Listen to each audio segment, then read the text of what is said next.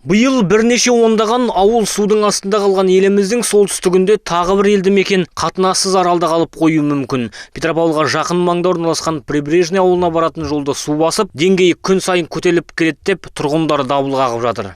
Қызылжар аудандағы Прибрежный ауылына баратын жолдың үстін басып өтіп жатқан су бірнеше сантиметрлерге көтерілген.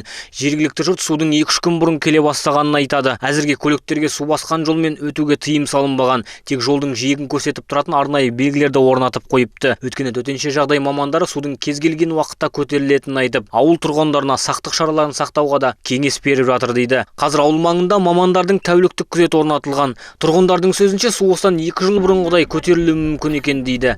Онда судың деңгейі тізеге дейін жетіп, ауылға қатынау қиындаған болатын. Говорят, поднимется, мы слышали. Су көтеріліп келе жатыр. Төтеншеліктер ауылдың ішінде хабарландырулар таратып жүр. Балалардың көбі қалаға оқуға барып тұрады. Оларды жалғыз жібермеңдер деп айтып жатыр. Өйткені су әлі келеді дейді.